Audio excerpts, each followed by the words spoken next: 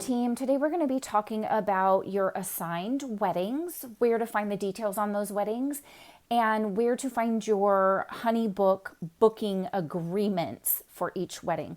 So we're going to start a little bit backwards. We're going to start actually in Slack. I'm going to pretend to be Misty here, so bear with me a little bit because the Slack is going to be logged in as me and the HoneyBook is going to be logged in as Misty, but it'll all make sense here in a second. So we're going to use a pretend bride named Princess Buttercup. Her wedding is on April 1st of 2025. And Misty had already, said that she was available on that date. The wedding signed. And so Misty has a notification now in Slack, which you can't see because it's not really there. You guys use your imaginations. So she knows to pop into Slack. She would have had a catch-up tab up at the top. We talked about that in one of the notifications trainings, but bear with me here. So we're just going to scroll down to Princess Buttercup, which she's right here, 4125, Princess Buttercup.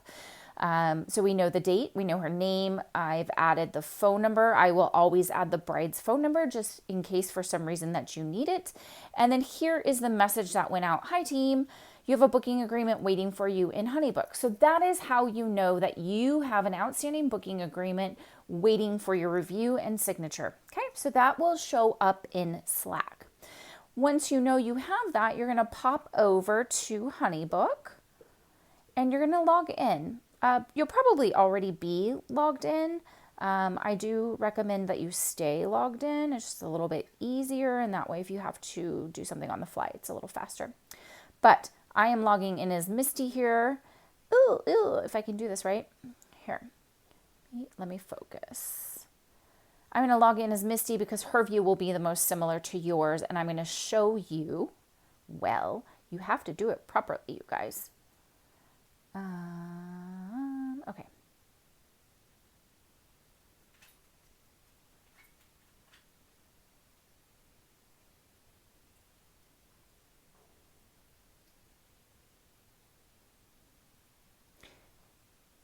Yay, I think we did it right. Okay, so here, if you have your notifications disabled, this message is going to pop up every time you log in. If you stay logged in, it won't keep popping up on you. And it's up to you whether you want to turn on notifications or not. So I'm going to say no thanks because that's how she has hers set. And then we're jumping into our main screen. This is the project screen. You'll see up at the top, there's these tabs, active projects, inquiry, follow-up. It goes on if you scroll over to the right. We'll do that in a second. That is your project pipeline. HoneyBook is going to call everything a project. We call everything a wedding. Just know that those words are interchangeable. So on this first page where we're in active projects, it sorts them automatically for you by recent activity. I like to sort those by project date. I think that's more useful. And so that is going to list everything out that she's got going on. So you'll see coming up, she's got Kylan and Nora. This Julia Hoffman, we should have archived. I'm not sure why that one didn't get archived, but anyway, I'll go in and fix that. Not to worry anyone. But this is a spot where you can check on your projects. In this inquiry tab, you will see a team document or a team project. This is the old way that we used to communicate team details through HoneyBook. We now do all of that through Slack, so you won't see this anymore. You shouldn't have anything in follow-up. You may have things in proposals sent, and you will have things in proposals signed once you've signed proposals. Proposals in this case equal booking agreement, okay? So if we click on proposals sent, these are the ones that are outstanding that Misty needs to sign. So she knows that she got something for Princess Buttercup, so we're going to come down here and click on it.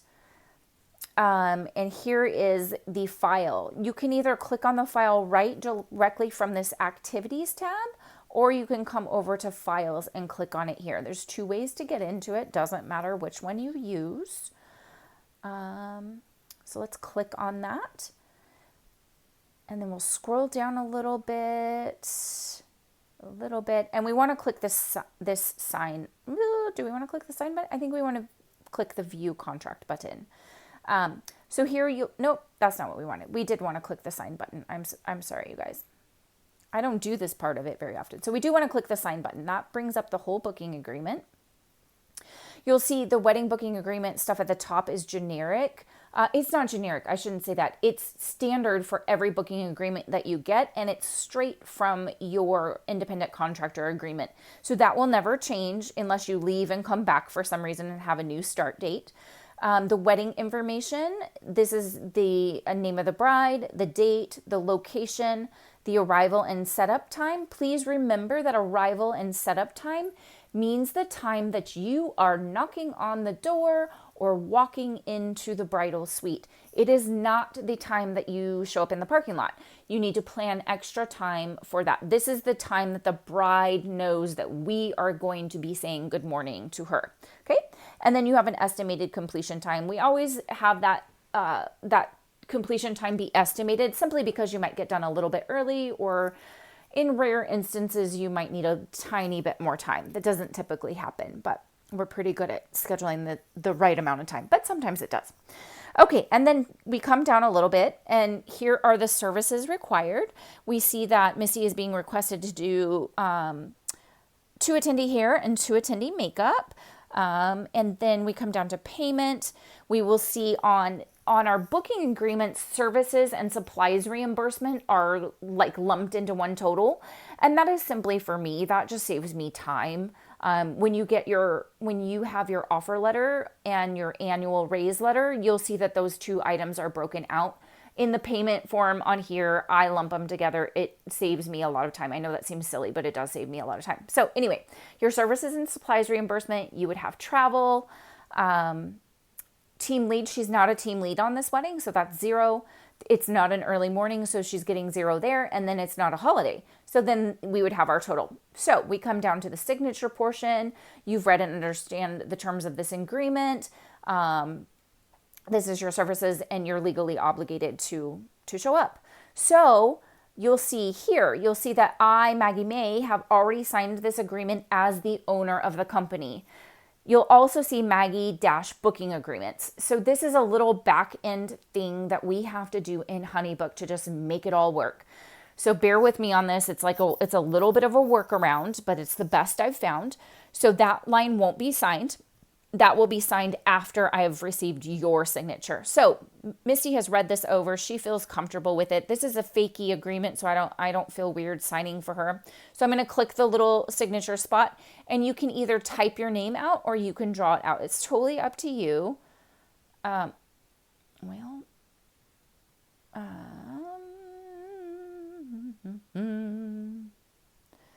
I'm going to type that out, and then... okay. Then I'm going to click the box that says, by clicking accept and sign, I acknowledge that my signature is here is legally binding. So this just means that you have agreed to work this wedding. I am counting on you. Your team is counting on you. The bride is counting on you. And then you will say accept and sign. And then, that should have popped us out of there and popped her signature up there. Let's see if we do that again. My internet's being a little funky today, so. Hello. Okay, let's close out and see if it updates. If it doesn't, we'll do it again. Well, it didn't do it, so let's do it real fast. See if we can get it to work here quickly. I'm just going to type MA for now. That is not adequate. If you sign your own. I'm having trouble getting it to register. So guys, I'm sorry.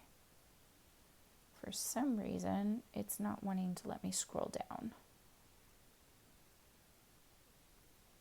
Also, I don't do this part on my phone, so this might be a lot of operator error on my part.